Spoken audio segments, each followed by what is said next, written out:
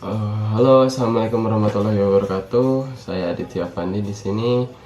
Eh, saya dari manajemen 18K dari Universitas Buana Perjuangan Karawang. Pada kesempatan kali ini saya akan mereview sebuah makalah yang sempat kemarin saya garap. Makalah ini dibuat untuk memenuhi kewajiban tugas dari mata kuliah perilaku konsumen dan strategi pemasaran yang diampu oleh Ibu Laras Ratu Khalida. Oke, langsung aja saya review makalah yang saya buat kemarin. Di sini ada beberapa poin dan judul yang saya pilih adalah tren kopi kekinian gaya baru generasi milenial. Jadi seperti yang kita tahu, sekarang banyak banget kedai-kedai kopi atau coffee shop yang menjamur di masyarakat, di kalangan generasi muda khususnya di seluruh Indonesia.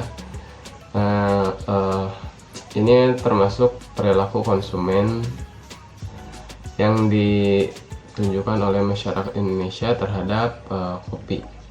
Sebenarnya seperti yang kita tahu, kopi merupakan minuman tradisional atau minuman sehari-hari kita. Nah, di generasi sekarang tuh jadi sebuah tren baru bagi kalangan muda. Seperti yang kita tahu, ada banyak brand-brand baru seperti Kopi Janji Jiwa atau Kulo atau yang lainnya, banyak banget. Dalam makalah saya sebutkan beberapa faktor yang mendorong pertumbuhan kedai kopi Indonesia, baik dari faktor internal atau diri sendiri maupun faktor eksternal atau dari lingkungannya. Pertama, kebiasaan untuk budaya nongkrong sambil ngopi. Nah, kita tahu hampir semua kalangan muda suka nongkrong sambil ngopi gitu. Jadi ini bisa dijadikan peluang bisnis bagi sebagian orang untuk membuka kedai kopi sendiri gitu. Nah, faktor kedua adalah meningkatnya daya beli konsumen dengan tumbuhnya kelas menengah dan harga kopi semakin terjangkau. Nah, Indonesia merupakan supplier kopi terbaik di dunia mungkin ya. Ada beberapa survei yang mengatakan bahwa demikian. Nah, sehingga kopi di Indonesia dengan harga terjangkau bisa mendapatkan berbagai macam jenis kopi yang berbeda tapi dengan cita rasa yang berbeda pula. Nah, faktor ketiga ada dominasi populasi anak muda Indonesia yang menciptakan gaya hidup baru dalam mengkonsumsi kopi. Nah, di sini dijelaskan bahwa tren ngopi bagi kalangan muda itu menjadi gaya hidup baru lah.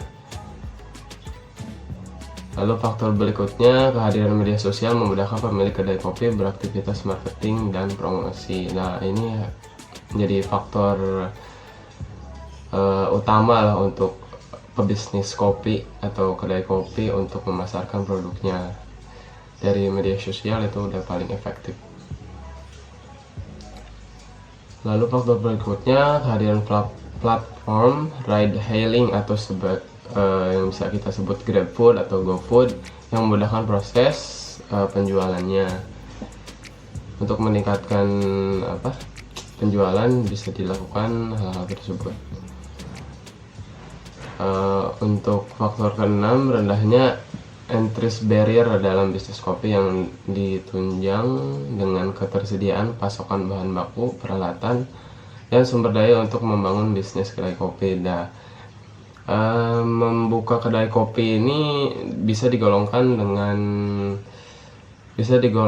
sebagai usaha yang cukup mudah ya untuk dikelola oleh anak muda. Nah, dalam makalah saya mencantumkan survei yang dilakukan oleh IDN Times mengenai respon masyarakat terhadap fenomena ini. Dapat disimpulkan bahwa survei tersebut memiliki beberapa poin. Salah satunya saya akan sebutkan. Pertama, responden memilih kopi berdasarkan harga yang terjangkau. Nah, dengan menjamurnya berbagai banyak brand kopi atau kedai kopi atau coffee shop, responden atau masyarakat masih memilih-milih dalam segi harga gitu. Poin kedua, mencoba kopi kekinian karena penasaran dan lebih praktis. Nah, dengan menjamurnya banyak sekali kopi kekinian atau brand-brand kopi kekinian membuat rasa penasaran masyarakat makin melambung gitu. Mereka ingin tahu gimana rasanya, terus kepraktisannya, maka masyarakat memilih untuk membeli di kedai kopi daripada membuatnya sendiri.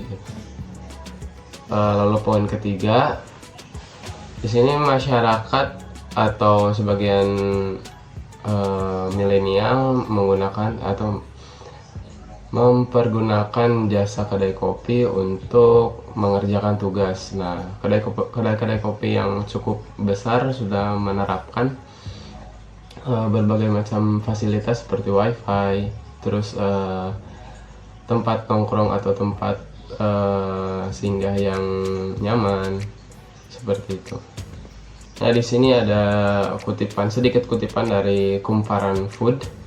Menurut pemerhati kuliner dan gaya hidup Kevindra Sumantri, meski ngopi jadi hal yang lumrah sejak dulu, tapi trennya semakin meroket sejak membludaknya salah satu novel dan film karya Di Lestari, yaitu Filosofi Kopi.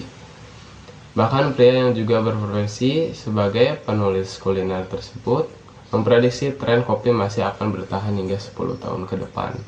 Nah, ini membuktikan bahwa dari segi film ataupun tayangan-tayangan di media sosial mempengaruhi perilaku konsumen di masyarakat secara langsung. Seperti kita tahu, film Filosofi Kopi adalah film yang sangat memotivasi dan bisa menciptakan gaya baru di kalangan muda yang menontonnya gitu loh. Kevin sendiri mengungkapkan bahwa dulu itu kopi hanya diminum oleh mereka yang benar-benar menyukai kopi, tapi sejak kemunculan film Filosofi Kopi, semua kalangan mulai dari anak muda bahkan yang berusia 16 tahun pun terlihat sudah mulai meminum kopi. Nah, dalam makalah saya cantumkan juga pernyataan dari Menteri Keuangan Ibu Sri Mulyani. Beliau menyatakan bahwa ngopi juga punya dampak positif yang menguntungkan katanya. Bahkan bisa menuntun kamu jadi seorang miliarder gitu. Misalnya saja dengan menjamurnya kedai kopi, banyak lapangan kerja baru yang terbuka lebar katanya. Sebagai profesi baru yang berhubungan dengan kopi dengan keuntungan menjanjikan pun bermunculan di tengah tren kopi katanya gitu. Dan banyaknya fenomena-fenomena yang saling berhubungan itu bisa disimpulkan bahwa menjamurnya tren kopi kekinian di lingkungan masyarakat Indonesia sekarang ini memiliki banyak faktor menarik untuk dibahas. Seperti yang saya sebutkan tadi, banyak sekali faktor yang saling berkaitan gitu loh, dalam segi perilaku konsumennya, terus dari segi bisnis, terus dari segi lapangan kerja juga, jadi lumayan banyak lapangan kerja baru kan. Selain memang sudah menjadi keunggulan bagi masyarakat Indonesia, kualitas kopi di Indonesia pun masih menjadi nomor 1 di dunia. Maka dari itu, masyarakat Indonesia haruslah melihat potensi sebesar ini. Kopi juga bisa dimanfaatkan sebagai lahan bisnis yang menjanjikan jika pemasaran produk serta pengelolaannya tepat. Gejala coffee shop sebagai gaya hidup di kalangan remaja disebabkan banyak faktor baik psikologis maupun sosial.